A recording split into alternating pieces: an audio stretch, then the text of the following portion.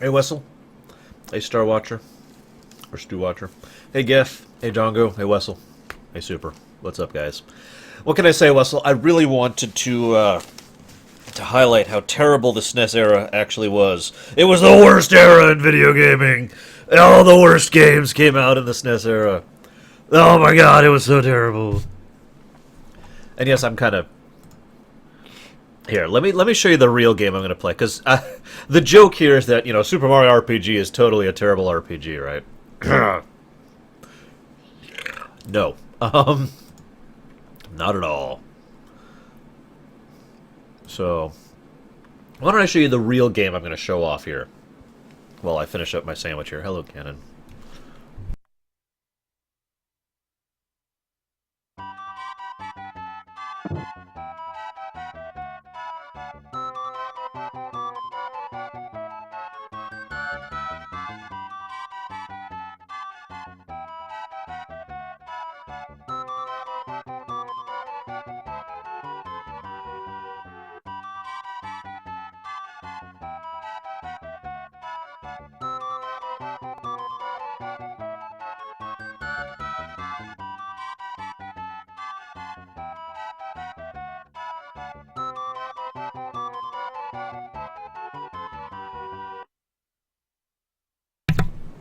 That's the most exciting adventure story I ever had and wrote about.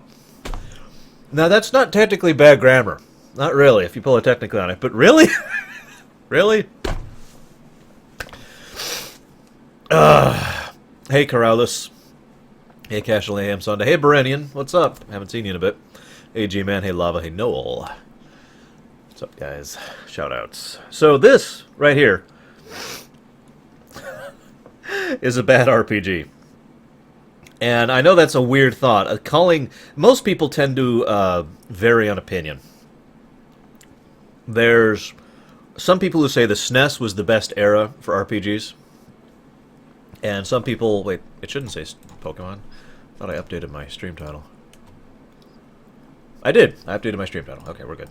Anyway, some people think the SNES has the best chunks of RPGs. No, Yoga, it does not. Um, And some people think that the PlayStation 1 has the best RPGs of any era. I admit that that's a pretty close tie between the two, but if you asked me personally, I would give that to the SNES. Not just because of the quality of the games that are on it, but the quantity of quality RPGs that are on the SNES. Of course, that's down to opinion. I'm not trying to put it down to definitive, but I mention that because when you say bad SNES RPG, most people say, ha! Like, I have actually known people who've even played, who were even alive during this period of time, and were like, there is no such thing. Well, today, we are going to prove you wrong. Very, very wrong. I've already shown off what, in my opinion, is actually the worst RPG of all time. Um, oh, gotcha, Star Watcher. And that would be a game we will also be showing off here for anybody who didn't catch that earlier. But I wanted to show off this one too because not many people actually know about this game. It's this one right up here. For those of you who've watched me with this new overlay,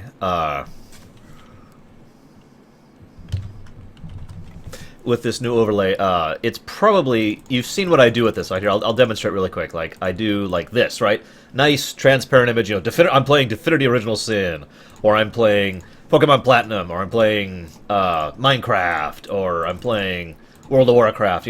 I got a nice little thing there. I couldn't actually find a a logo for this, so after a lot of effort, I finally just said screw it, and I just shoved the SNES box art up there and said there. That's what it is. Here, this needs to be above me. There we go. Perfect. So, in case you're wondering, this game's terrible. Just watch the rest of the entry. I'm going to shush while I finish my sandwich.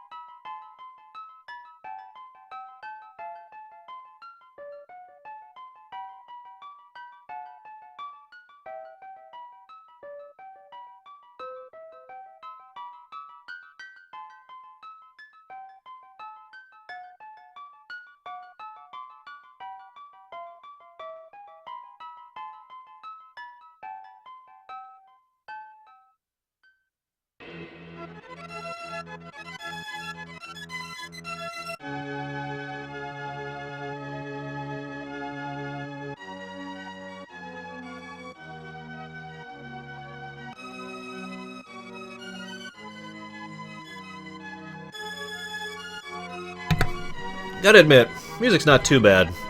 Lord knows there have been plenty of good games with bad music. Cough, Breath of Fire 1, cough. Alright. That was some really good cosplay, by the way. So, someone asked earlier about the scale of threat of the replicators. The irony is that the replicator threat is entirely dependent on where they are a threat to. So it's hard to actually put a scale onto that, relatively speaking. Yeah, by the way, 1995. I remember 95. You know, let's pull up a little bit of referential stuff here. Just to really make the point. Here, I don't want to hear this song anymore. Let's see what games came out in 1995. Give you guys a little bit of a reference point for what else came out in this year. Chrono Trigger. You know what? I'm done. I'm just going to say that. Chrono Trigger came out this year. But, oh no, that's not enough. Yoshi's Island, often considered the single best SNES game that really pushed the SNES hardware, came out in 1995. Earthbound came out in 1995. You want something else then? Okay. Warcraft 2 came out in 1995. Suikoden, the first one, came out in 1995. Terranigma, which I plan on doing a video and or Lorerunner of sometime, because it's an amazing game, came out in 1995. Command & Conquer, the original, 1995. Just giving you a little of idea. This is not early on in gaming history. This is 95, for God's sakes. The PlayStation 1 had come out. Okay, the PS1 was already out as of this point in time. So.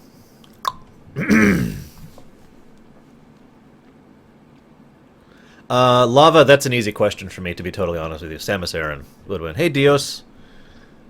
That is a really nice Liara cosplay. Dios, you are still awesome. Just so you know. Okay. End. No, go. Okay, let's see if I can figure out how to exit the... Oh, there we go. Okay. I'm loving the lines. That's just really selling this for me. Oh my god! Look at this!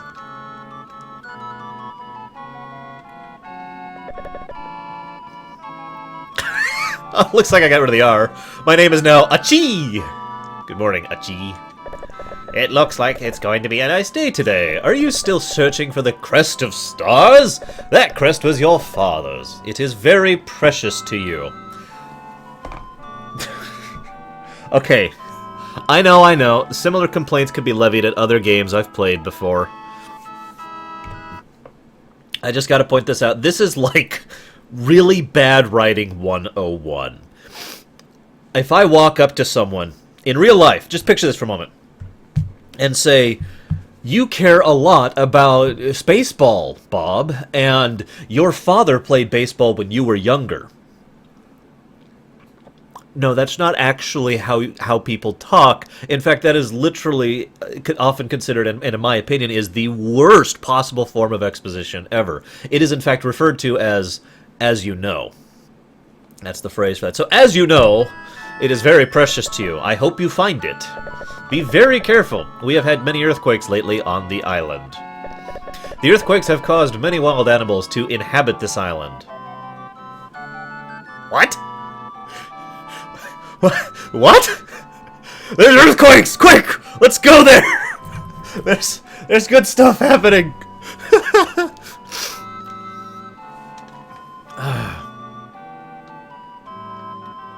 Okay.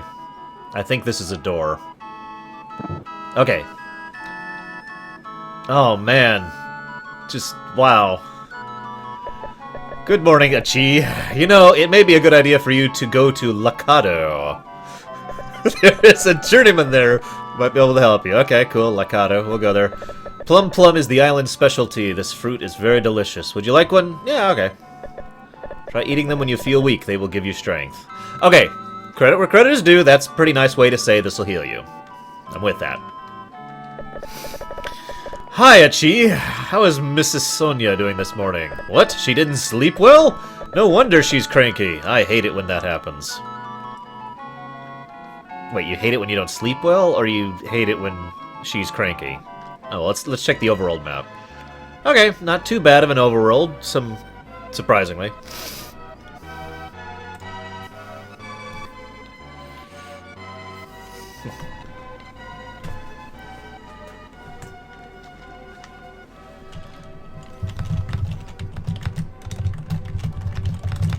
Sorry about the typing.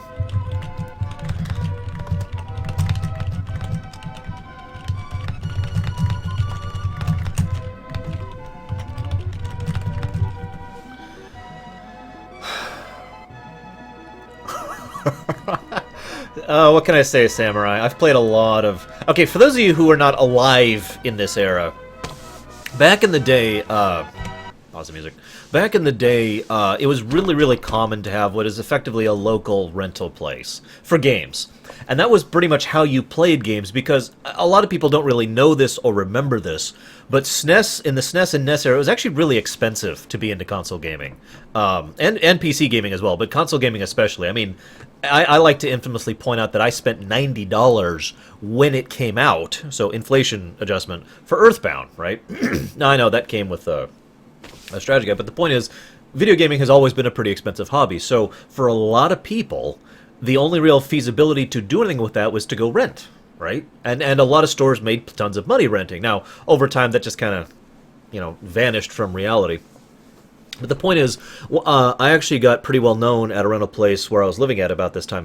This was in Auburn, California, and I was already going through college at this point in time.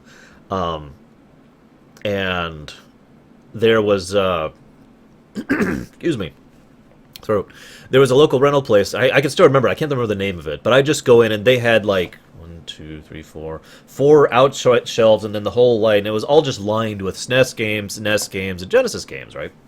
And so I would go there and I just rent stuff, and they were cool. They were locals, and it got to the point where we knew each other. So I would go in, and on more than one occasion, I would rent something, try it, and if it was bad, I'd go back and say, "This is bad, FYI. Could I please swap it for something else?"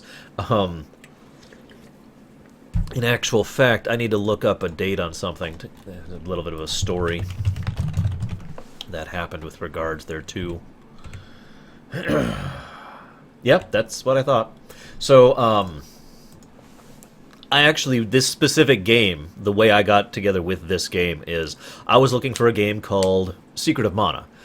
You may have never heard of it. It's only an incredibly amazing, awesome game that I played just last year, actually, on the stream. And I was really, really hyped for it because Nintendo Power had done this big thing on it, and I just couldn't find a copy of it. Because another fun fact that many people are aware of, actually getting a hold of a copy of a game was once upon a time really hard to do. There's a reason I didn't actually own Final Fantasy IV until years later, because I just could not find a copy of the original cartridge, right? This was before Amazon. This is when eBay was just barely taking off. Half.com wasn't a thing, etc. So I went into this place looking for Secret of Mana, and they didn't have it. And the guy was like, well, we have this other thing called Secret of the Stars. And I looked at the cover art, which is the one that's like right here, and I was like, that looks bad, but okay, sure. I'll give it a shot. It's a SNES RPG. I'm probably going to like it. I mean, there's no such thing as a bad SNES RPG, right? I played this for like 3 hours. You can't put me down on this. I actually tried this for 3 hours, and then went back, and was like, this is terrible! And, as it happened, during those 3 hours, someone had returned Secret of Mana, and I was like, oh, God, yes, can I please? And he's like, yeah, sure. And then I played Secret of Mana to death, and it was amazing. So, that's how this particular game came across. Oh, God, I'm going through the trees! Came across my existence.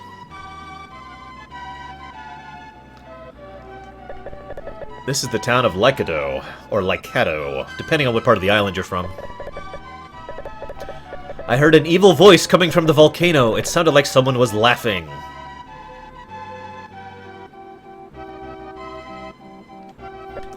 Hey, Achi. What's up? Later, Achi. You know, I've heard of token social graces, but wow, dude.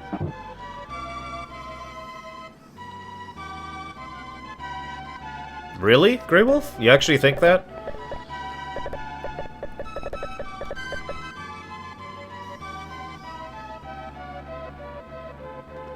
Hey, Pat Johnson. What's up?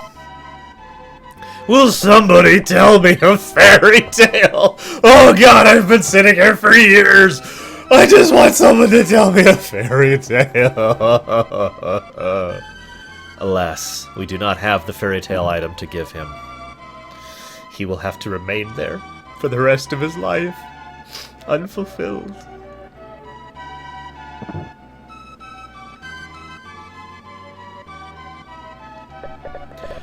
I'm Uncle Save. I travel around the world recording adventures, great adventures past. Will you tell me about your adventure? Once upon a time, I went to Lakato.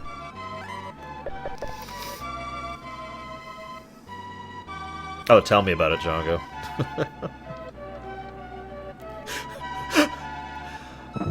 I won't be able to play at Sparta, but I'm very curious how it turns out, yeah.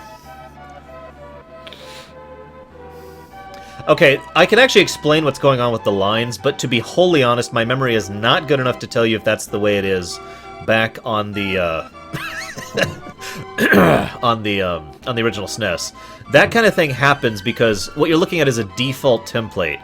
Graphics designers, and I know I have at least a couple of graphic designers viewers. I don't know if you're in the, I hate that music. If you're in the, chat right now, but one of the things you often do is you put a template graphic down which is designed to mark the tiles. And so if here, let's okay, so you can see each tile is actually marked. In this case, it looks like by the upper left of each of those white lines. So this is a way to see where you place things and where you do stuff with that, right? That being said, usually you then replace that with some kind of default tiling layer, or indeed just black. For example, Final Fantasy 4 and 5 and 6 all replaced it with a form of black. 6 actually went a step further and placed it with this sort of kind of grayish thing to make it look like that was actually part of the shadows, so it looked like it was part of the setting rather than just sheer black, like FF4 did, for example. But in this case, I don't know if this is in the original SNES copy, but in this case what we have here is the actual tile that the graphics designers used for the background. That's actually, hang on, where is it? That's layer 3, I believe. I'm almost positive here. Yep, that's layer 3, which is commonly used for that kind of thing on the SNES era. Left it in.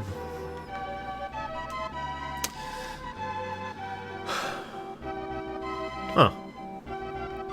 Well, I will take that as a huge compliment to both Cashel and to anyone else who actually has that mentality. You know, Grey Wolf, Cashel, etc.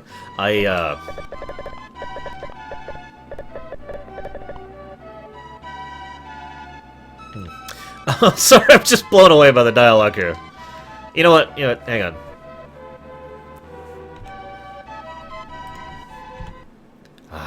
Music's gone. Oh, hang on a second.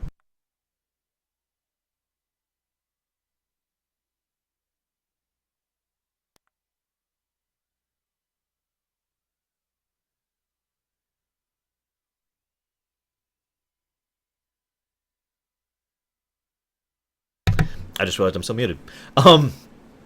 I actually already have KOTOR and KOTOR 2 on Steam, but thank you, Pat Johnson, for the offer. And hey, Plates, I haven't seen you in a while. Plate Smasher. So,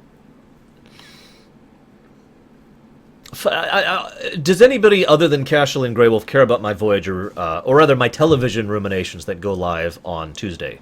I'm honestly curious. I'm not trying to like be self-aggrandizing or self-detrimentalizing, but I do want to know if anybody cares about that before I start talking about it.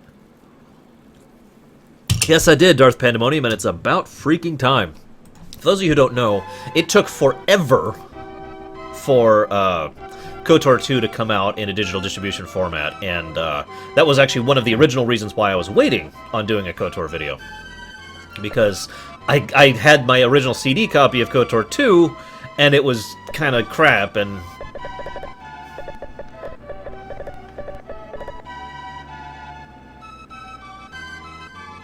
Okay, I'm sorry. I'm trying really hard not to be negative on this, but I am really proud of her because she was a basically decent human being!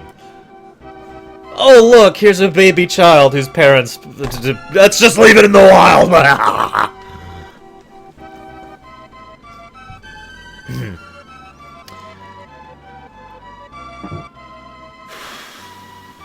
One of the things that has been a universal truth of entertainment in general. Why am I here? I don't have a plot hook to go here. I'm just here. I just realized I'm just here. There's like a journeyman I'm supposed to talk to, and I have no idea... Oh no, it's not just the disc version, Foo. But it is easier to patch the Steam version. And indeed, I already have most of the patches ready to go. I'm going to have to do some tests soon to make sure I can stream them properly, because that's also a consideration. Did I already talk to this guy? Where the hell's the journeyman? Yes. David of Custera. My father was the great Akutilion. Achi! Han Cruz's evil power is increasing. Our world will be consumed by darkness if he is not stopped. You must seek out the Crest of Stars soon. Then you can be called Akutilion Warrior. Only when you become the Akutilion will you be able to defeat Han Cruz. The Crest of Stars is located somewhere in the mountain. Hurry! Achi! Hurry! Stop talking to me and hurry! God! Forgive me for ranting.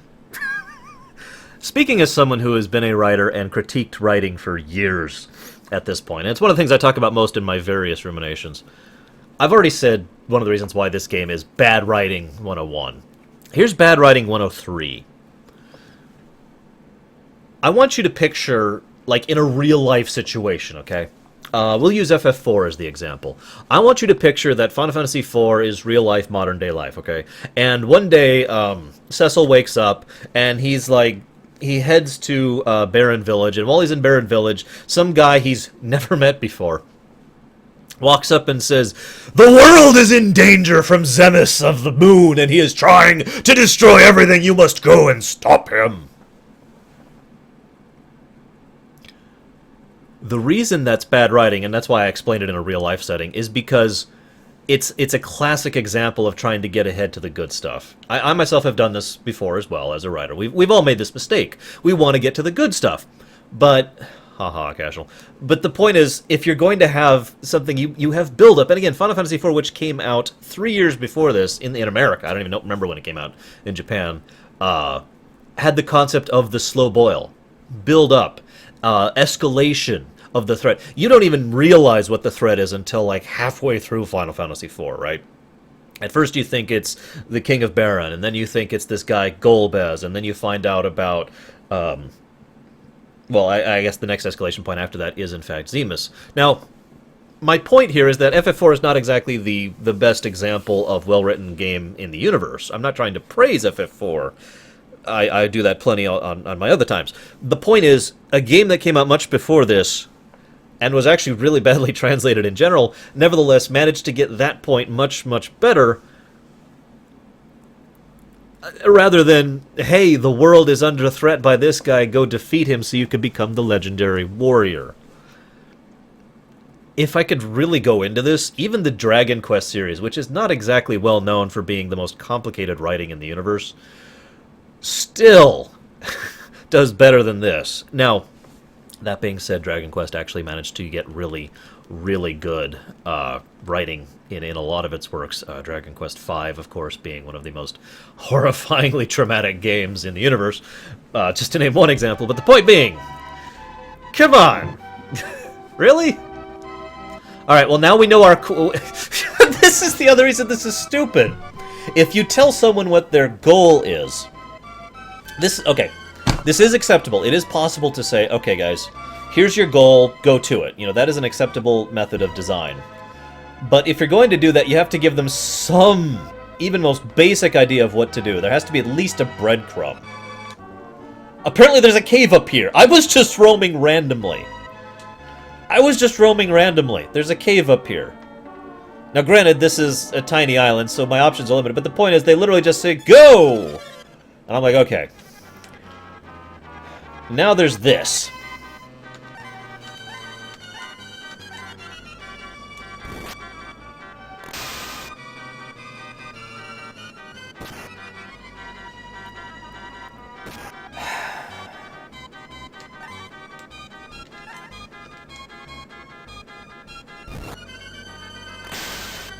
Because I hate everything, Titans.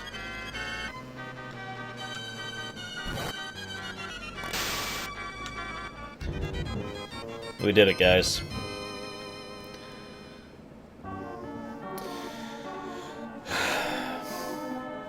Yes, I think I would, Pat Johnson. I think that would be amazing, honestly. And yes, it did, Samurai. Uh-oh, guys, red slimes. Okay, we gotta be careful here.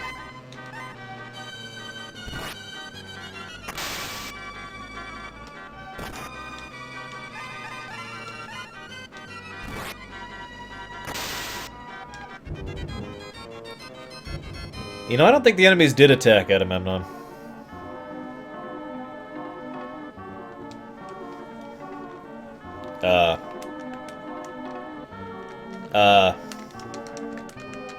There it is! Apparently the B button is the menu, okay. Okay, let me talk about something else this game does wrong. I've only mentioned, like, 2 things, but both of them have been writing-wise. For those of you who don't know, I forget the exact name of the script. Forgive me. But when written in Japanese, more information can be conveyed with less characters, right? And so oftentimes, like, if a sentence that would take, you know, 3 lines of text to explain in English will take like 1.5 in Japanese or something of a similar equivalent. This is one of the reasons why so many speedrunners run the Japanese versions of the game, because there's so much less text and it goes by quicker. This is one of the reasons why so many of the older games that were translated over here, you know, NES and SNES era, got what's happening up there. You see how it says Maj, item, equa, stat, set, equip? That's because they only have 4 characters to work with, because they only needed 4 characters in the Japanese version in order to give the full sentence there, right? The point is, by 1995, they had started getting used to the idea of actually, you know, doing that better in order to translate it such that you actually have the ability to see what it is rather than having to assume from an acronym. You know, this is something FF4 did wrong, but FF6 did correctly, for example. Chrono Trigger did it correctly, etc. So this is another thing that this game did wrong. This is, and the reason I mention this, at this point in time, effectively a form of either laziness or hastiness. They either were just like, don't bother, or we don't want to put the time into actually localizing this properly, which admittedly would involve some programming, speaking as the guy who did the programming side of that for several SNES RPGs that were translated to English. But, you know, that's laziness and or hastiness, not willing to put the job in. So regardless, that's a bad mark. Now I'm going to catch up on chat for just a second here. Scroll up. Awesome, Cashel. I hope you really like Dragon Quest 4 and 6. I really do recommend 5 if you don't have it as well.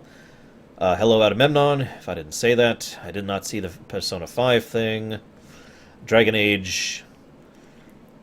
Yes, Fu, that is exactly correct. Dragon Age Origins was a very messed up world, but it was believed to be salvageable, hence why it was worked into.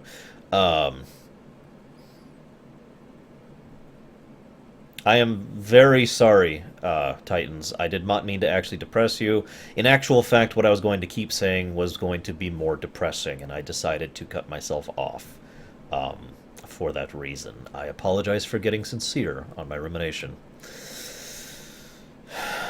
And Samurai is correct. FF6 still faltered on this. A few things still faltered on this. But, yeah. Scrolling down, scrolling down. Oh, Hello, Frozen Hollow. What's up? Okay. And... well, that sucks, Frozen, with the KOTOR situation. I'm going to have to do my own tests to see if I can get it running. And streaming, that's the important part. Streaming and recording, actually. Okay, so that's my equipment. Well, obviously, the slimes have been hitting me because I'm low on health. Or I've been hit, rather. Okay. This is another great example of translation literally. For those of you who don't know, and I'm sure this is none of you, this is especially true in anime, there basically is no such thing as... oh, Cutscene Jack would win that easily, Phil. There's no such thing as literal translation from Japanese to English. It doesn't work that way. The only thing you can do is translate intent. This is one of the reasons why I've given so much praise to certain teams and whatnot over the course of the years for translating the intent of the original work, or interpreting the intent of the original work, rather than, you know, just copy-pasting, basically. So we see that my cond is okay. We see that my EP is 7 and that later is 5. Now, I can extrapolate that that means in 5 more exp, I will gain a level. But that's still lazy and sloppy translation there. Later? Really? By the way, if you're expecting me to be positive about this game, it's not happening. Just a heads up. Hey, Deathwing.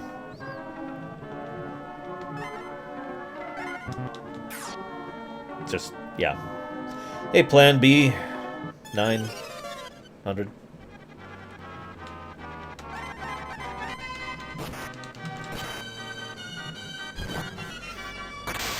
In fairness, I haven't been streaming much lately. Hello, Tornor. The ultimate. Shoutouts. Win at Galactic Conquest. Darth Revan or Grand Admiral Thrawn? Thrawn.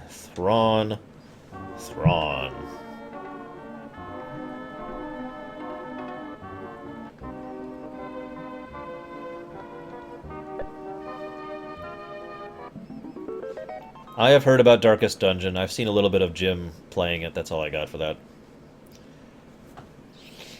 Yeah, I know, Samurai. Like I said, bad translation. Oh my god! I think we're about to see the plot. With that, we already know, actually. No, this is going to be our father. Oh, damn it, I was kidding. Become Akutelion, Achi. My son, Achi. Your task is to become an Akutelion and beat Hum Cruz, ruler of darkness. Fight, Achi! Should I fight myself? Get the DS version if you can, Cashel. Trust me. Get the DS version. So I just feel like pointing out that that's literally just repeating almost word for word what we already know. So that is wasted dialogue, wasted exposition. Or in other words, padding.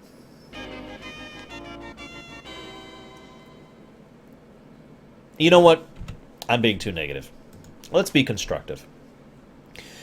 Yes, I've played FTL. If you're going to do a scene in anything, TV, book, movie, game, theater, music, doesn't matter. Make that scene mean something. Do something with it, right? This is the reason why I've been so against the very concept of padding in everything. Now, to make our definitions clear, padding is wasted space, okay?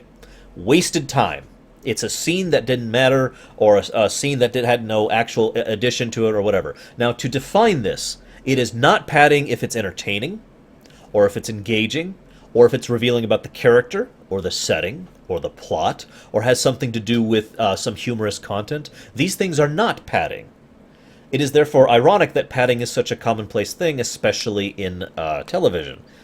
That scene we just saw is this is like a textbook example of how not to do writing. This is great. If I ever do another writing stream, writing class, I'm just going to pull up this game and say, don't do any of this. Because that scene had no purpose. It wasn't entertaining, it wasn't engaging, it didn't reveal anything about the characters, didn't reveal anything about the plot, didn't reveal anything about the setting. Everything that was said was something we already know. I was only assuming that it was our father until it was mentioned there. So, now you could say, well, it did have a purpose. The purpose being that, we have gained... We've become Pennon. I don't even know what that means. And we have gained this crest, right? The thing is, take away the literal repetition of what we already heard in the previous town that led us here, and just give us the crest, and what has changed? What have we lost? Nothing, other than time.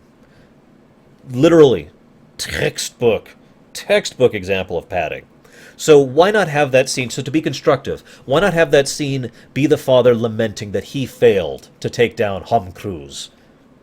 That really does sound a lot like Tom Cruise, doesn't it? Tom Cruise in the past. Have him talk about how much he cares about you personally, how much he doesn't want you to face this danger, how much he tries to talk you out of becoming this thing, how he regrets everything that's going to happen to you in the future, how much, or have him try to explain the things that Tom Cruise have done in the past, like jumping up and down in front of a couch. I mean, that's just abominable when you think about it, right?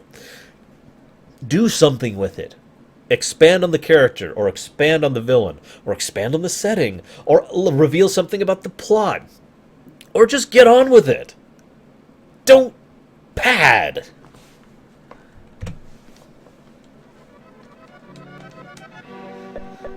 By the way, yes, I'm sorry, to respond to something, one of the things that irritated me most about watching Bleach, and I did watch Bleach for a ways into it, I don't want to say too much for fear of spoilers of Bleach, but basically past all the eyes and stuff. One of the things that irritated me most on Bleach is I would watch about 10 minutes of each episode. And in some cases, that's not an exaggeration. And that really got to me. Now, we were watching after the fact, so I was watching with my friend Gary, so he'd literally just start mashing skip forward, right? Skip forward, skip forward, skip forward. Okay. Now stuff's happening. Okay, skip forward, skip forward, skip forward. Okay, stuff's happening. Skip forward, skip forward. The whole thing was like that. It was ridiculous. Finally, you are Pennon. This is only the first step to become a saint warrior of Akutelion. Even though you are Pennon. Period. New sentence. You are still a kid. Whenever you get into trouble. That's supposed to be a comma, isn't it? Now that I'm looking at it, it is a slightly different thing from the actual period. So, okay.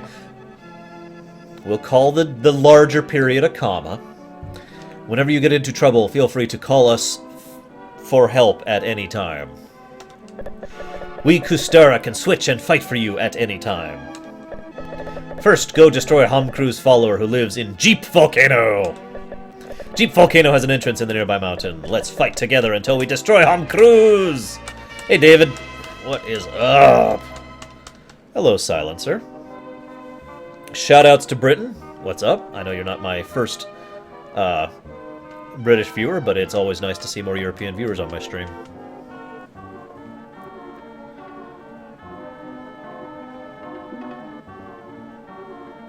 I have been thinking about that, yes, Berenian. It's been considered one of my less popular things, and takes a ridiculous amount of time, effort, and work in order to make. So... I don't know, Frozen. No, I am not, Hank, to both, which is why I have not commented on it yet. I have watched Yu-Gi-Oh! And then I stopped watching Yu-Gi-Oh! In fact, I actually have a term called Yu-Gi-Oh! Syndrome, thanks to that show.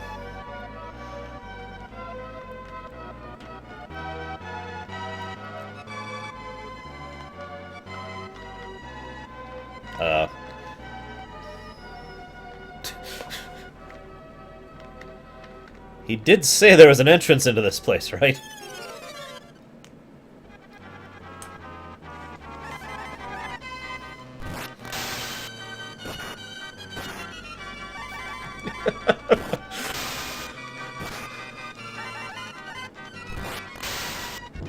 For those of you who don't know, let's go ahead and talk about this real quick. I've talked about this before, but I know not everyone catches every stream. Yu-Gi-Oh! Syndrome is... I will defeat you with A. But you cannot defeat me with A because I have B! Oh, because you have played B, I will now play C! Oh, but now you have played C, which combines with my A to create D. Aha! I was just waiting for you to hit D. In fact, all I was wanting this entire time was for you to play D. And now I will play E on top of your D, which will make me win. Oh, but because you have played B, I play now F, and now I win. Oh, because you have played F, I will now play G, and I win. And it just goes back and forth and back and forth and back and forth. Yu-Gi-Oh! Is not the only thing that has done that. But I usually use it, put it up as one of the most extreme examples of I win, no I win, no I win, no I win. That's Yu-Gi-Oh! Syndrome. No offense to the show proper, but I did see several episodes of Yu-Gi-Oh! And the whole time I'm watching, I'm just like, what? Because I'm not actually exaggerating. That's the funny part. I mean, if anything, I'm underplaying it because I don't have the streaking lines behind me as I'm like, but now I will play A and do this dramatic pose, and that will make me win. I always liken Yu-Gi-Oh! Syndrome onto... Did any of you play... did any of you guys play... Hey, Third. GoldenEye on the N64. The original GoldenEye. I did, obviously. I'm going somewhere with this. Trust me. Okay. Yeah, Death Note did that too in the last few episodes of the anime. That was, of course, I always felt the anime kind of lost steam after you know what happened, trying to avoid spoilers. I need a drink. Okay, so GoldenEye, N64, right? I had so much fun playing that game with my friends, right? I know I'm not alone in this. I know plenty of people that did this. You set it up so everyone has 1 HP. So anything you're hit by kills you, right? That's like... that's what I always felt like was happening in the Yu-Gi-Oh! Syndrome situation. It's like, you can't just play a move or a card or whatever. No matter what you're doing, you're winning because you're doing it. And you're just defeating the enemy utterly because they've only got 1 HP, right? So it's like, Kwacha! Now I will win! Oh, but I've got this, and that means I win. Oh, but I have this, and that means I win! Oh, but I have this, and that means I win! It's like a tennis match, except verbal and with lots of depth of field things going on. Where is the entrance to this volcano? I just want to go into the volcano and kill Tom Cruise. That's all I want. Evil Wookiees other than Chundar and Hanhar. That's actually a good question, Lava, and I can't actually think of any off the top of my head. But it's also worth noting there have not been a lot of major Wookiee NPCs other than the big ones. So. But you know that I know that you know that you know that I know that you know. Doctor Who rumination? I don't know, Berenian, because... Okay, to me... oh, that's cool, Frozen. Sounds awesome. Weebalker. No comment. This is the legendary miracle of the Light Gate. An old man wandering the cave is the legendary miracle of the Light Gate.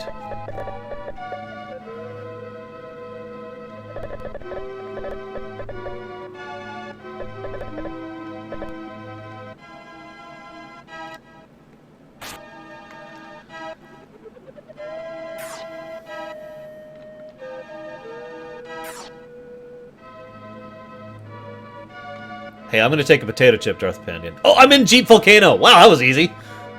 I am in Jeep Volcano, guys. I've made it. I've hit the big time. And I am the chosen one! Take a drink. Take a drink.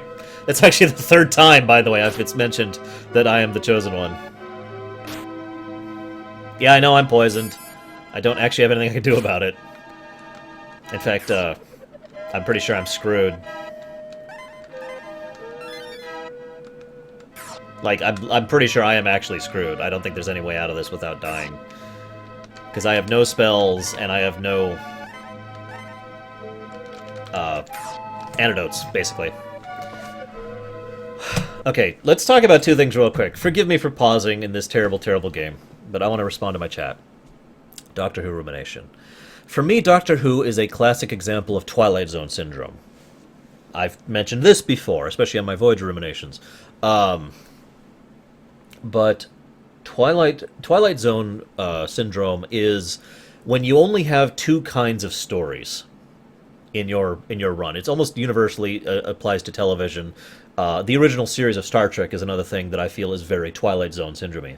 For those of you who don't understand, it's like this: you have about half of your stories are amazing, timeless works of art that stand up to the test of time and are emotional and impacting and engaging and amazing and character-driven and all sorts of wonderfully, incredibly awesome. And then you have the other half, which is terrible! Just Really, really bad stuff. And that is Twilight Zone in a nutshell. I am, of course, speaking of the original Twilight Zone. I mean, there are so many classic, incredible episodes of the original Twilight Zone, and you hear about those fairly frequently, and then you see the other terribly, awfully, abominably disgusting episodes.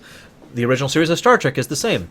And in my opinion, Doctor Who is the exact same. This is true all the way back. Now, I usually consider myself more of an old Who fan than a new Who fan. It's actually really funny because nowadays I have to clarify what I mean by new Who.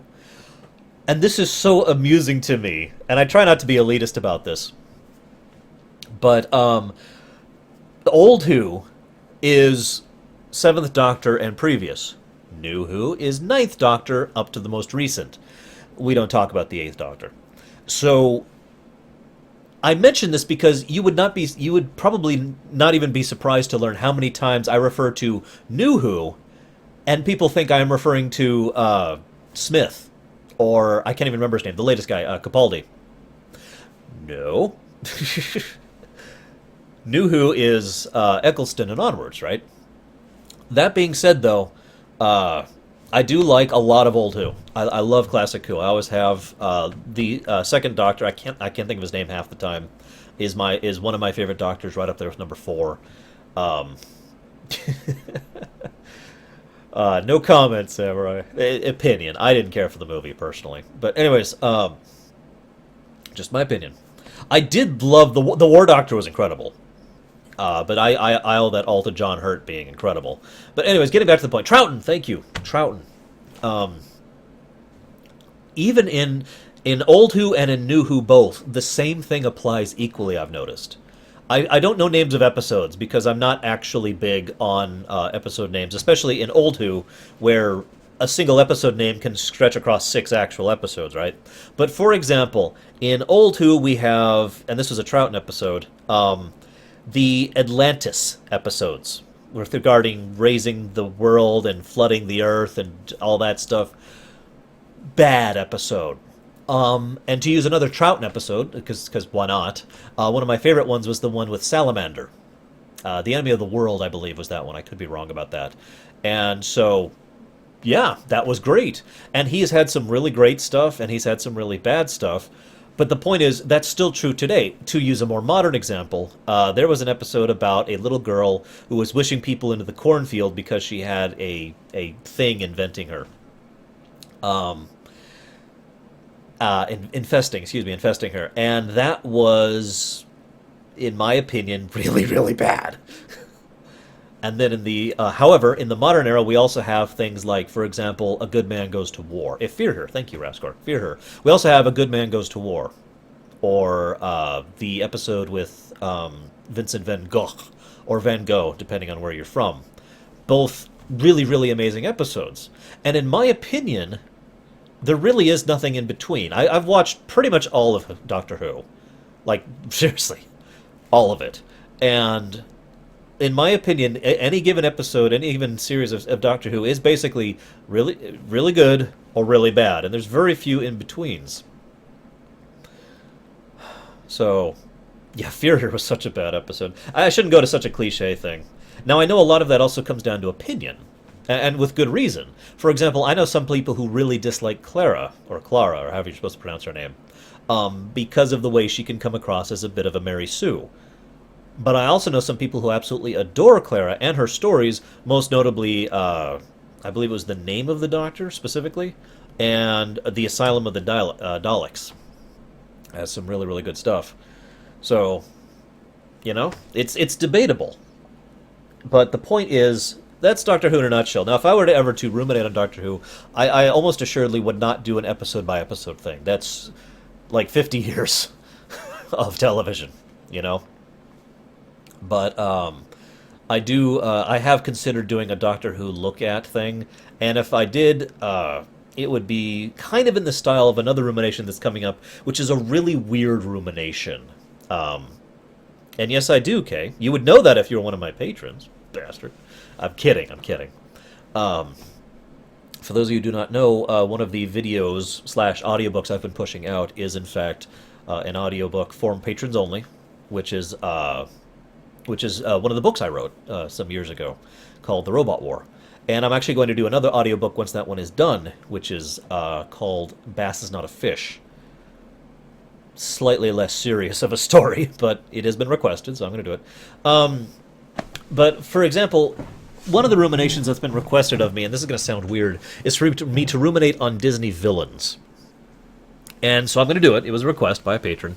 And I'm just going to go through and talk about, what I think about their characters, really dissecting them as individuals. I have lots of stuff to talk about with regards to Jafar and Scar, for example, and a little bit with regards to Ursula, etc. But that being said, that's a very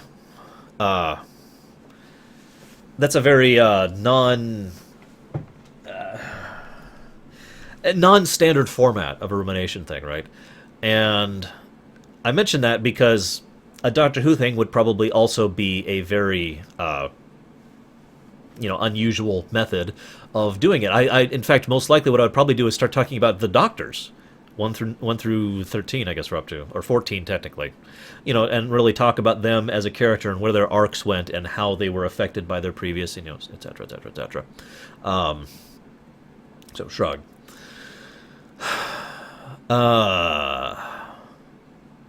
We will never be free. Yeah, I'll talk about both versions of Maleficent as well. It originally came up because the patron wanted me to talk about the movie Maleficent that came out recently, and I gave them kind of a little brief window of exactly what I was going to do when I talked about that movie, and their response was, you know what, I changed my request. I'd like you to talk about all the Disney villains, so long as you include the Maleficent thing. And I said, you got it. So it's been pushed back a little bit because of real-life concerns and issues, but that's probably going to be soon-ish. After I finish the Metal Gear Solid and the Star Wars runs, I made the determination well in advance I was going to hit a lot of random ruminations, things that don't fit in like a series or a theme. That's why, Dark Souls, Portal, Kingdoms of Amalur, all that stuff has been coming out, and there'll be some other stuff like that before we get to our next series, which is, I actually haven't, it's going to be one of two, but anyways, moving on. Now, I'm curious how the audiobook link is open to non-patrons, because from the I actually pulled up my Patreon page while not logged in, and it was pretty specific, you can't actually access this stuff because you're not a patron. In fact, I'm going to do that right now. Not that I care that much, to be totally honest, although I eventually probably will. Whoa. Nope, stop. Okay, Arshangaya's page. Creations. Yeah, see, like, I look at this link and it's for patrons only. And then it takes me to a link that says you have to be a patron. How much are you willing to give a month in order to do this? So I'm curious how you got in there.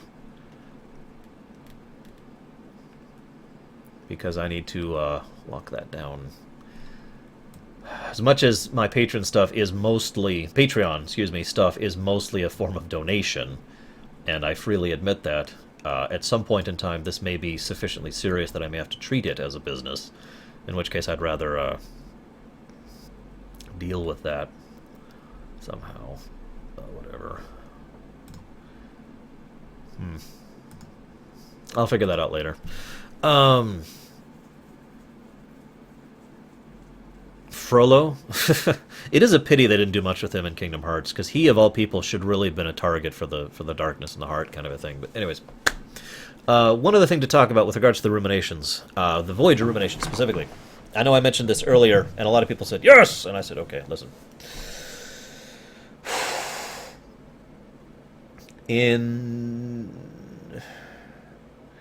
Okay. For those of you who don't know how entertainment industries work, if you're going to... What do you mean, Kay? You mean like Dark Souls? If you're going to release content in an entertainment fashion, this is true with everything, any form of entertainment whatsoever, including what I do, you basically have to never back down from that. I don't even understand how to explain this properly, so just try and take my word on this. If you go out and say, we're going to produce 4 episodes a week, If you can keep that up for a while, great, but you only ever do that if you're willing to keep that up basically forever. Because if you bring it down from that point, you are effectively reducing your content. And your viewers, even if you have a legitimate reason to do so, even if there's real problems involved with that, or you can't keep up that work schedule, or whatever the problem is, doesn't matter. All that's going to be perceived is that you have reduced the amount of content you produce. You never go up without committing to going up, because you never want to go down. Make sense?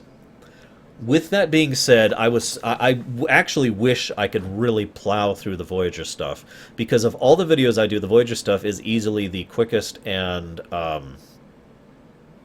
basically best, easiest stuff for me to do. It's the quickest and easiest stuff that I produce. I'm not saying it's like easy, but compared to the role plays, which are incredibly stressful and can only be recorded under very specific circumstances, and the ruminations, which take absolutely forever, and tons of editing, and tons of stress in order to push through, and of course the Primus campaign, which also takes tons and tons of editing time. Yeah, I don't really. I enjoy doing the Voyager stuff. It's actually kind of relaxing for me at this point to do the Voyager stuff. But the point is, I was thinking about pushing that up and increasing the amount of which the Voyager episodes came out. But the thing is, that would basically mean the amount of television episodes I have to push out would have to increase, and again, would never go down. That being said, I have made the determination in my life right now that as soon as the real-life stuff, which is trying to kill me, stops happening, and my real-life situation is resolved, I'm going to go ahead and commit to trying to push out 2 of my television rumination episodes per week. That's still more content. It'll mean we'll be finished with Voyager. I've already figured it out. It'll mean we'll be finished with Voyager roughly by the end of this year, all of Voyager, and then we'll move on to the next thing. And we will, and then when I move on to whatever is next, which is Babylon 5, I'll just tell you that, we'll go ahead and be doing 2 episodes of Babylon 5 per week as well. The idea being never going back down to 1 episode a week, but also not going higher than that. Even though I could theoretically go to like 3 or 4 episodes of the television stuff a week, that's not happening. Because I'd have to keep that up, and I cannot commit to keeping that up. So, that's what's going on with that, as I mentioned earlier. Hopefully, some people will enjoy that. There's actually a lot of shows on the chopping block for the television rumination thing. I already know what all of them are going to be, at least in the next, for several years. It's going Voyager, Babylon 5, TNG, Deep Space Nine, Original Series, Farscape, Space Above and Beyond, and I think that's actually it. Now, I thought about that, Raskor. I thought about that. But after a while, I determined not to, basically to maintain a degree of coherence in the way I produce it. Also, that means I'll be continuing to do that with future things. For example, 2 Babylon 5 episodes a week rather than a Babylon 5 and a TNG episode, for example. I may go back on that. I may go ahead and do 2 series side by side. But, yeah. So, the end. Now, where was I with this stupid game? I'm pretty sure I'm about to game over. Pretty darn sure that I'm about to game over because of this poison.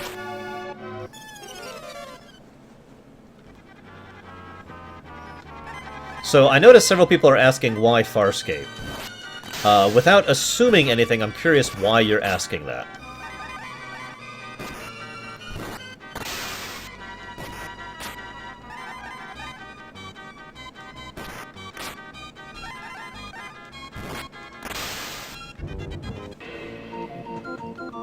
Yay, I learned heal.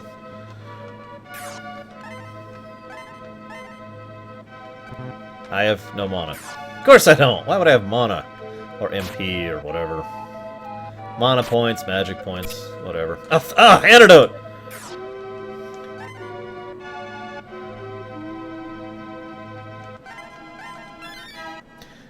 Oh, okay, Agamemnon. Interesting reasoning. Hey, Sean. I take it you don't like my speedruns. Sad face.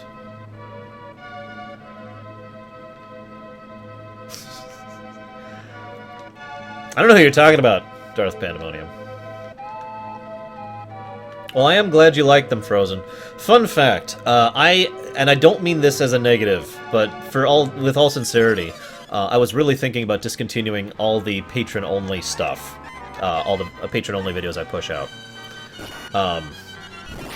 The reason why is because I get lots of feedback on all of my videos. Even the Voyager stuff, which is probably my least watched stuff. I have tons of analytics about how many people watch that.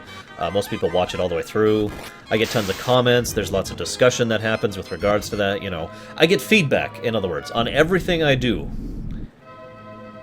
I don't get feedback on the patron-only stuff. I basically never have. That's always been true.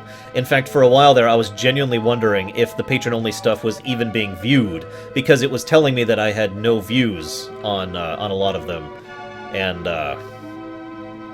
that I, you know, and nobody comments on anything, and etc., etc. So with the total lack of feedback on the patron-only stuff, I've been sincerely debating, like, just either cutting back on it or just releasing it as content rather than patron-only content. I'm still very torn on that idea, because it's actually very much a double-edged sword for me as a business perspective. Releasing content effectively for free is relying on the goodwill and positivity of other people. And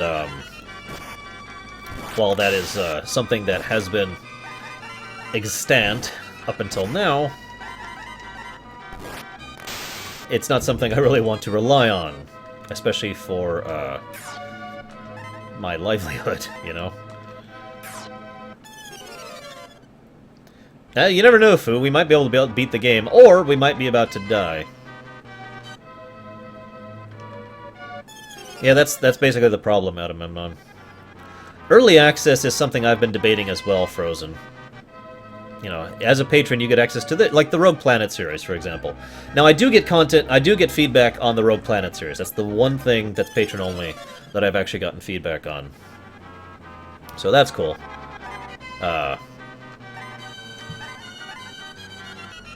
Yeah, I'm about to die. And I'm dead. So let's see what happens when I die. I'm surprised. I was expecting a total game over, screw you situation. Wow. Is there an inn in this place? A TAS Ultimate Terranor is a tool-assisted superplay. It's hard to explain past that, but basically it involves playing the game frame by frame, recording each and every individual frame, and then playing it back live action.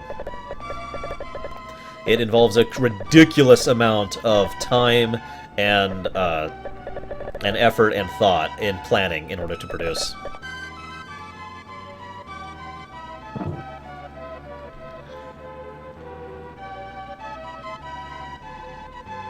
And I was just poking fun at you, Sean. I know a lot of my viewers don't actually like my speedruns. It's one of the reasons I basically stopped doing speedruns on my stream. As much as I would like to do more of that, that's an enjoyment thing, not a business thing.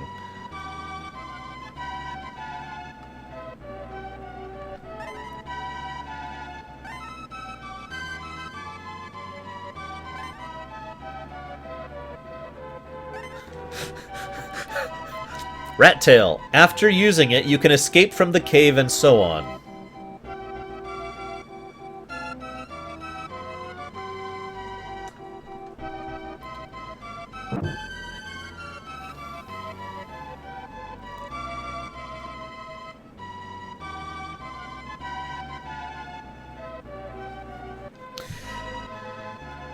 I did get your question earlier, Darth Pandemonium. I've kind of been debating it ever since. The problem is, Darth Vitae is stupidly powerful, but Nihilus isn't actually a person, really.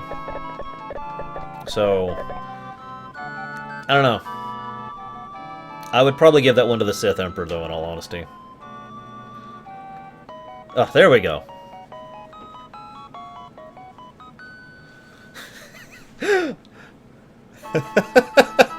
Yeah, Geth, it can allow you to escape from anything! I could use one of those in real life right now. Wait, we haven't gone into the well! Oh, we can't. Damn. Alright. Let's go fight the last boss. Totally. Wait, let's still talk to Uncle Save.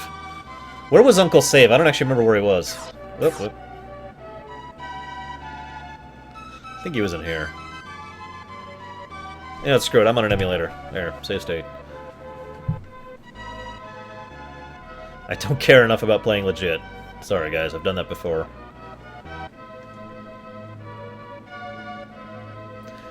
I would liken him more unto a black hole, personally, Frozen.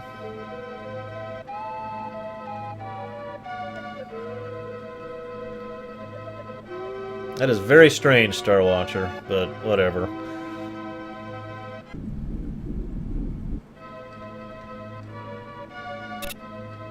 Hey, I got a rat tail. I can escape from Soon now.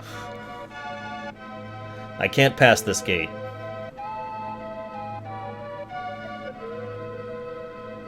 I cannot get ye flask.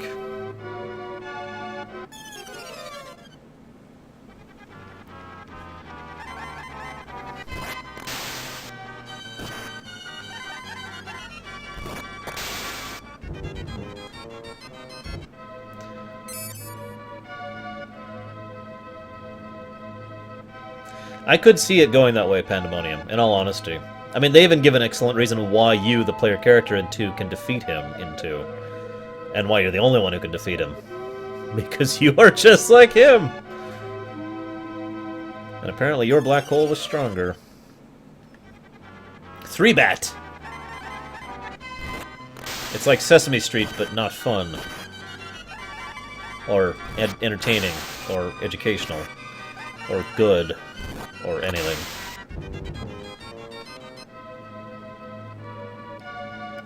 What? I like Sesame Street. Light, I really should say. But I still have a positive impact on it.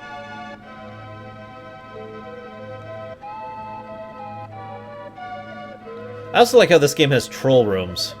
You haven't really seen it much. There's only been 2 so far. It's just fascinating. Here's a place that goes to nowhere. Thanks. Alright, guys. We got this. So, how many of you guys out there, if you were designing an RPG, would think, you know, we could spend some time and money actually making more content, or we could force the player to take longer to beat our game by forcing them to grind artificially? I mean, what do you think about that concept, in all honesty? Because it's not actually as black and white of a situation as I'm making it out to sound, so...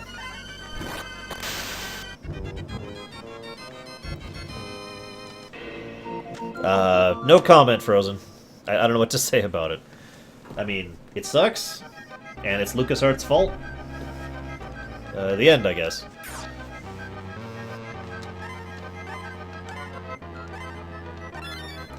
Wow! Okay, so I had to select magic, myself, heal, myself, and then hit yes in order to do that. I just... Octavian, this is part of my public service announcement, part of my stream. God, what is with this music?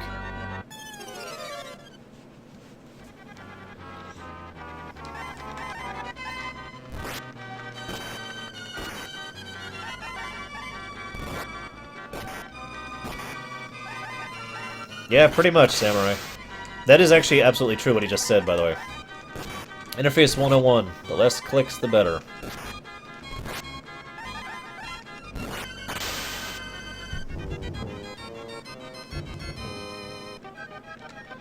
Well, now that I'm at 1 HP. So I just, in case you thought I was making this up, okay? Menu, A. Yes, I did, Frozen. Nothing I cared about was on there, but, ooh, I guess.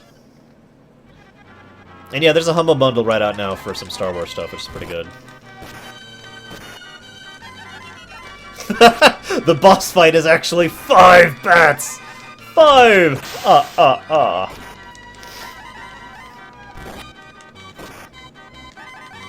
And I'm about to die. Yep.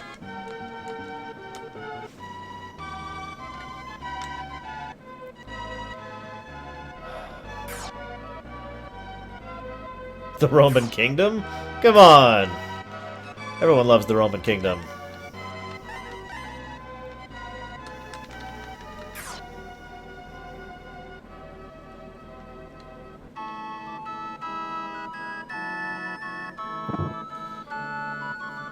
Wait, there's cheat codes for this game? Seriously?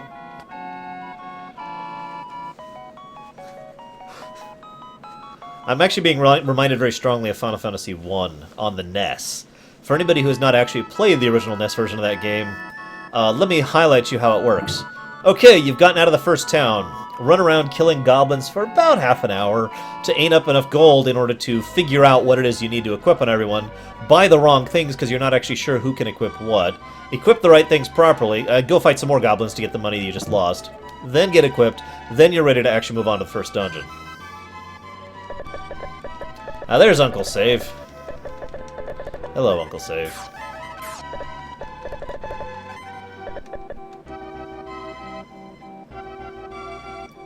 Wait. Okay, see, I looked at that icon that's above the house there, and I was like, that looks like an armor icon. Clearly, that's where I can buy armor. No, that's actually an image of Uncle Save himself.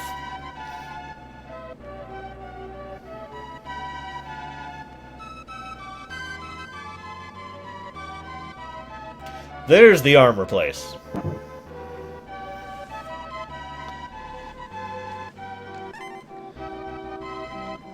Can I equip this? I don't have the... God, I don't have jack for gold. Oh my god.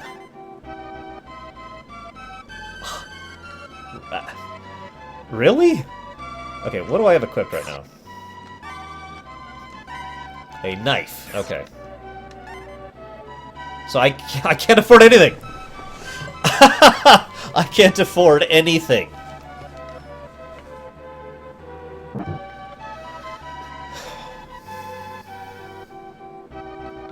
Now there's an interesting concept. A game where you can buy save points for like a lot of gil or gold or whatever.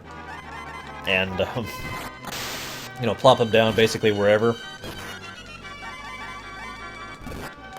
Yes, I have a cloth suit.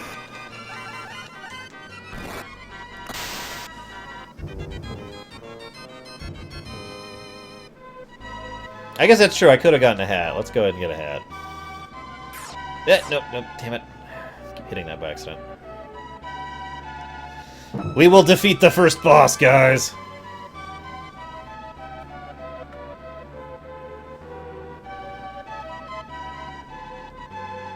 Ah, gotcha, Star Watcher. That actually makes lots of sense. Oops, wrong guy. I have a normal hat. Guys, I have truly come into my own. I have a normal hat. Oh, okay. Okay, this is another Yui quibble. Don't make the stat change thing red arrows, because most people are going to automatically assume red means bad. When in fact that did actually raise my defense. Alright, so what do we got for cheat codes here? These are par codes. Who am I? I am none of these people. Am I Ray? Tina, Cody, Leona, Dan? I have no idea who I am. I am so confused by this.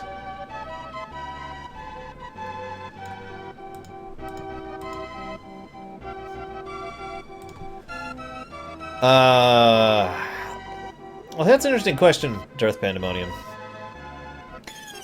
Why would I stream 2.5? I mean, what would you want me to do to stream it? Because I've already done a Kingdom Hearts 2 lore run, and that was for all of Kingdom Hearts. So, like, I mean, that was up to Dream Drop Distance as well, you know? So it's not like there's any games that have come out since then for me to talk about. So what would I talk about when it comes to Kingdom Hearts 2.5? What would I be doing to stream it, other than playing it? There's gotta be something, right?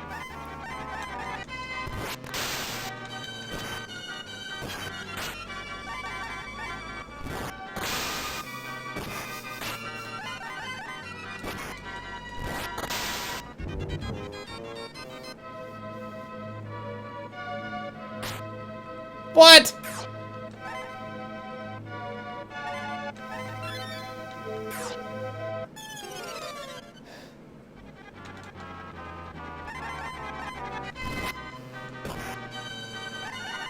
Oh god, Foo. That's terrible.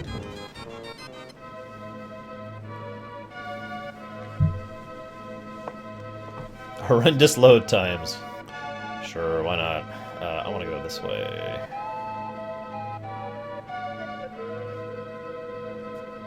Let's talk about something else that's lazy about this game. You see how this gateway is closed? Now, I've already opened it twice, actually. So, opening this thing... this is basically either bad or lazy code. I'm going to try and explain this in as layman terms as I can, but the idea here is... it is easier and simpler to have a flag saying that here's this item, and if under circumstances A, you interact with it, it goes away, but it's always set that way. So in other words, anytime the zone is reloaded, anytime I re-enter this area, it's back and still closed. And then I hit A again and it reopens. That is lazy or bad programming, as opposed to taking the extra effort to, for example, say, I have opened this gate and now it is open forever.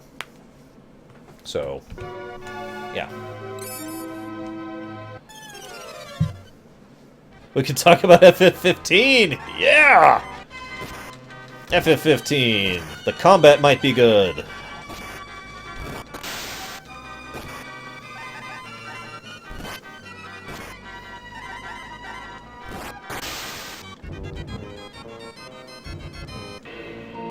I dinged!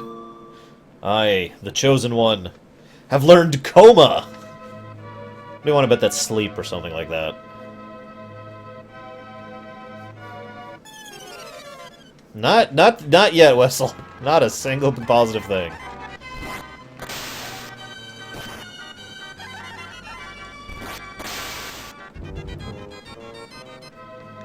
So, this game. You know what's funny is this is still not the worst RPG I've ever played, or the worst SNES RPG I've ever played. Yes, there's actually worse than this.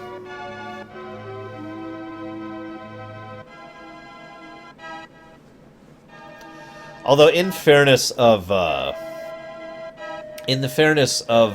bad translation problems, it's worth noting that a lot of the old NES RPGs had really, really bad translation issues. The catch being that that was back in the NES era. Sure thing, Foo. Okay, so everything is a negative. Mini Zan is currently at her grandparents', with Zan, actually.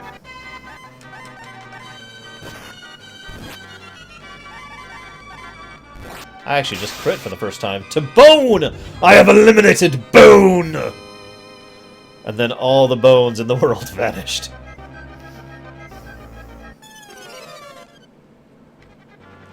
Damn! Another bone!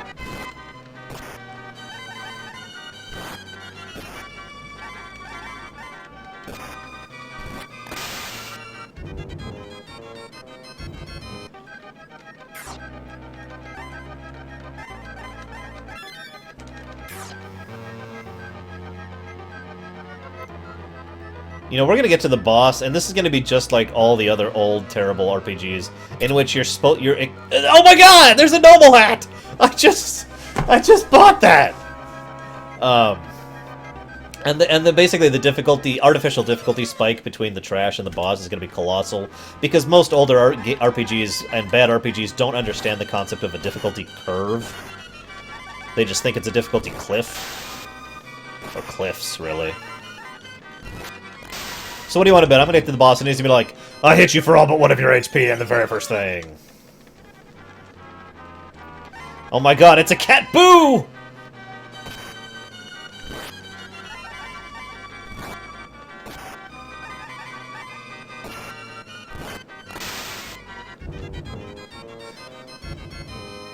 You're welcome, Sean.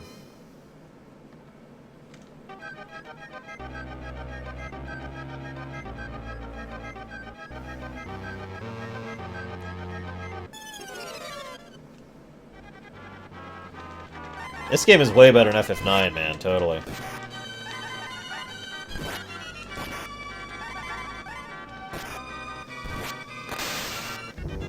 Oh man, Chrono Trigger's like the worst RPG ever. Like, I have played FPSs with better story than Chrono Trigger. Like, one of them was Doom. The original Doom. Way better story than Chrono Trigger. Just... And FF13, man, that game's just neutral.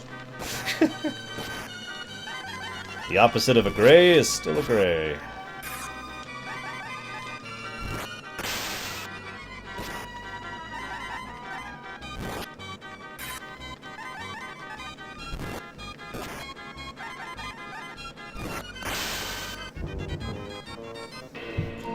I am now level 6.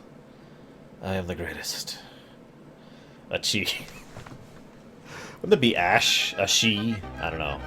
Because it's Arsh, so... Ash, maybe? I don't know.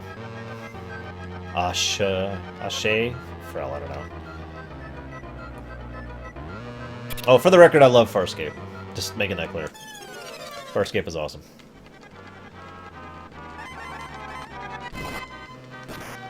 Mark Laidlaw is amazing. I talked about him in the Portal Rumination. He's pretty much the reason Portal has the story it does. Overall or just today, Craig? Oh, hey, now we're in the... Is that a staircase? It is a staircase. Oh my god! Look at that! Look at that! Wow. Oh, let's eat some bread.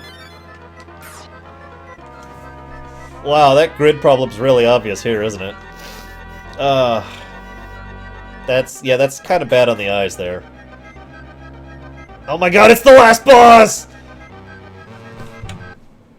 Oh my god. Okay, I gotta get this across.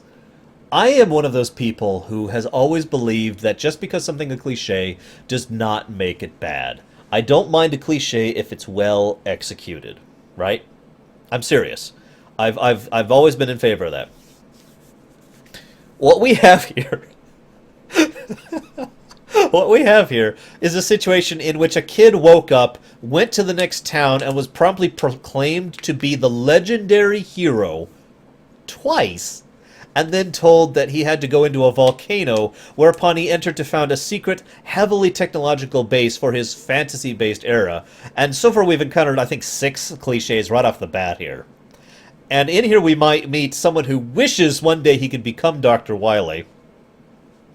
And I would bet money that he's about to say some kind of typical fantasy/sci-fi twist thing that is, at this point, an extreme cliche, because it has been done so many times. In fiction, and especially in things that come out of Japan. It is worth noting that that's not a derogatory comment. I actually find that idea fascinating, and indeed there's a reason that's such a common fixture in Japanese culture and entertainment. It contains several elements of appropriateness given the Japanese cultural mindset of past mixed with the future, but I digress. So yeah, this is basically, at this point, we're basically at the point of parody. I'm Dr. Gary! I've been waiting for you, Achi! Feel the wrath of my latest invention as it wakes Jeep Volcano and destroys the island! The wishes of Master Tom Cruise will be fulfilled! I'll destroy you along with Heart Island! I am Dr. Gary! Hi! Please don't cast coma on me! I don't even know what it does, but we're gonna find out!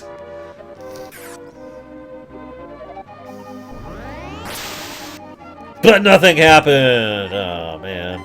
Let's cast fire. See what that does. Hey, look! Exact same casting animation there. That's fascinating. And this is the boss music, by the way.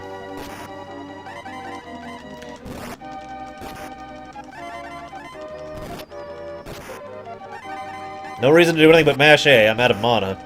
So we've already got a total lack of tactics here. I like how it'll shove me onto the screen for being attacked, and then I will go off the screen, and then come right back on the screen in order to start slashing at him again. I love how it does that. Oh, I lost. Okay, well. But then suddenly we have to fight him again! And this time we won't waste our mana on attacking, because obviously that's just a waste of mana! Oh, all hail on the cruise!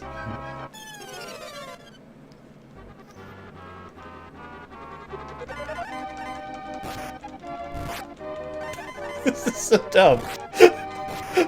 This Mystic Quest had more tactics involved with its combat than this. Yeah, I went there.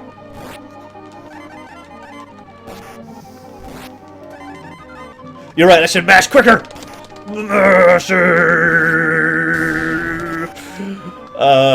One more.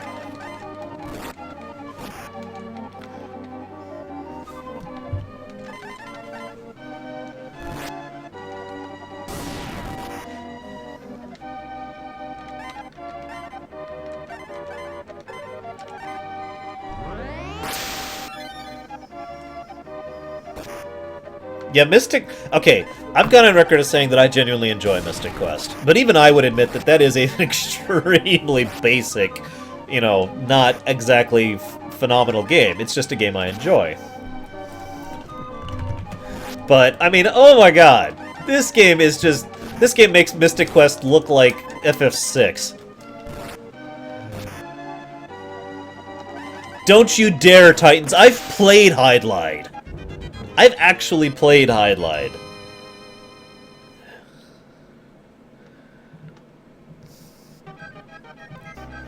Oh my god, he has a second sprite! That is actually... Okay, that's actually the first time in this game we've seen a second sprite for anyone. That's why I'm so blown away by that.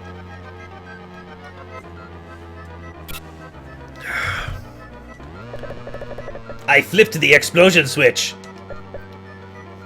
Explosion can't be avoided. Ah, ha, ha, ha. Viva Home Cruise! Oh my god.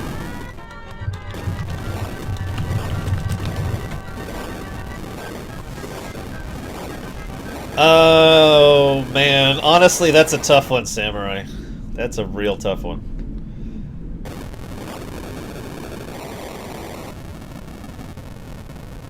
I just... 1995... This game came out in 1995, Craig.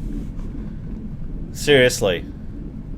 Now, if you don't understand that, as I mentioned earlier, Chrono Trigger came out in 1995. The PlayStation 1 was out in 1995, and now we're on a spaceship! What the hell? We're on a spaceship! Are you with it, Arsh? Huh? Note the guy who's asking this has sunglasses on.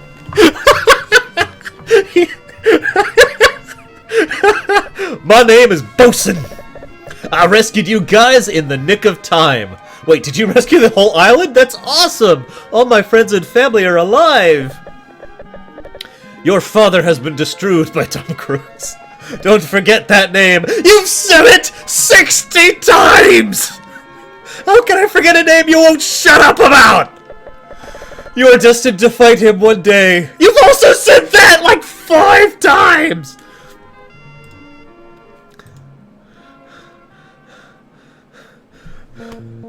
I'm in a freaking airplane now! What the hell?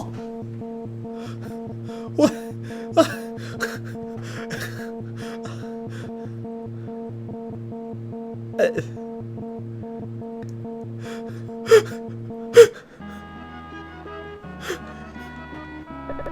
In this world, there are 4 others with the destiny to become Akutilions. I thought I was the chosen one. What the hell? Find them and fight together. Also, find the 11 Kusteras who help Akutilion. When in trouble, they will fight for you. Gather all in this land and build a town? What, I'm building a town now? Work with the others! I'm sorry, work with others and destroy Tom Cruise. Hey, look, he saved my uncle! It's Uncle Save. It appears as though no one at Lakato remains. Are you going to remain here? By the way, do you want to record your adventure so far? Would you like me to write down the fact that all your friends and family are dead, except for me, your uncle, who writes down all the things you've been through? Wait, whoops, I didn't actually mean to hit B. Okay.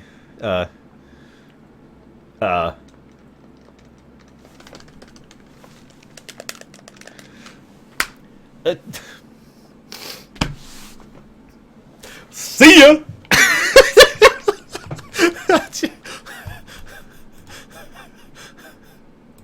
Oh my god, this is... Who made this game? I know Tecmo published it. And who made it? Who are the actual developers? Who made you? I need to blacklist whatever company developed you. I can't skip the intro! I can't skip the intro!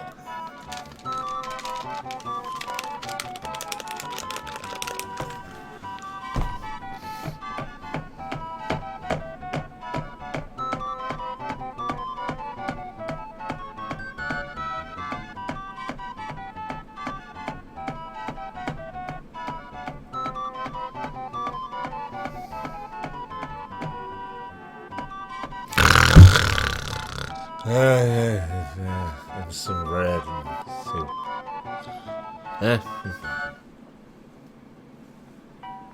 Wait, Tecmo actually did make this? Oh my god, Tecmo? Really? Was this made by the retard division? No, I'm sorry, that's offensive. I mean no offense to retards.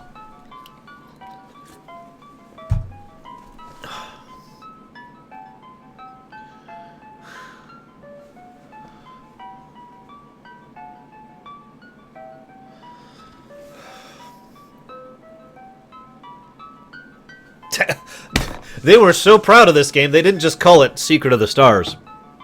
This is Tecmo Secret of the Stars. That's the same image file there. And it's still a better love story than Twilight.